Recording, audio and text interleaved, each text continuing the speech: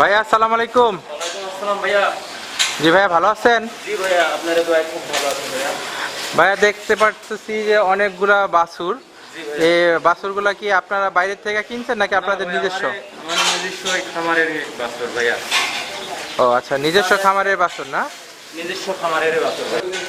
এই সাইড এই সাইডে মনে করেন সারের প্রজেক্ট, ওটা গাভীর প্রজেক্ট, ওটা সারের প্রজেক্ট।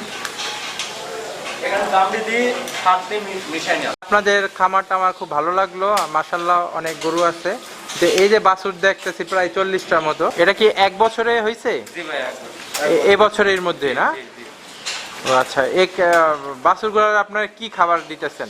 এখানটা তেল আপনার কাঁচা ঘাস, ভুসি, কুড়া, পোয়াল সব মিশানি আছে।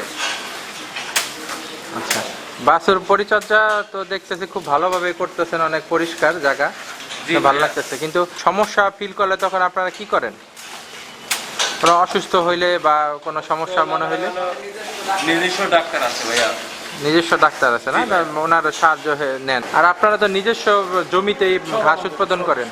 আমাদের 2 ধরনের সার উৎপাদন হয়, পাকচুং আর নেপিয়ার। গাভীর জন্য পাকচুং আর সারের জন্য নেপিয়ার ঘাস। মানে খাবার, গরুর খাবার, মানে খাবারের কোনো অভাব নেই, আল্লাহর রহমত। চারিদিকে যেদিকে তাকাই ওদিকে দেখি গরুর খাবার, ঘাস, ঘাসে ভরে রয়েছে মাশাআল্লাহ। চারিদিকে ঘাস দেখতে পাচ্ছেন, চারিদিকে ঘাস, এদিকে এদিকে এদিকে। এই যে ঘাসগুলা কাইটা নিছে জমি, সকালে কাটছিলাম। হ্যাঁ জমি একটু ফাঁকা দেখেন যে এই ঘাসগুলো আজকে সকালে কাটা হয়েছে। এই গরু খাবার শেষ হতে না হতে নতুন করে খালি জমিতে ঘাসের বীজ রোপণ করে দেয়। তো মাশাআল্লাহ, এটা ছাড়াও তাদের আরো জমি আছে যেটা গরুর খাদ্য চাহিদা পূরণ করার জন্য।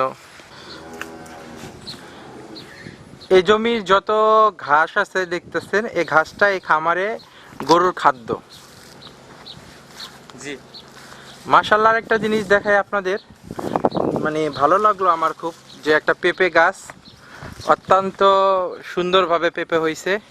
আমি মানে আনন্দিত, আমার খুব ভালো লাগছে পেঁপেগুলো দেখা।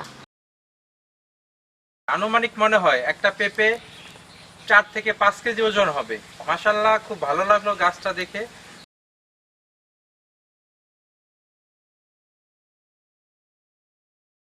ভাইয়া, গরুর দল কাইটা নিয়ে আসলেন? এটা কি আপনাদের পার্শ্ববর্তী জমি থেকেই আনলেন না? ও আচ্ছা, এটা মানে সকালে খাবার দেন, আবার বিকালেও কি কাটতে হয়? বিকালে খাবার এটা এটা রাত্রে পর্যন্ত চলবে?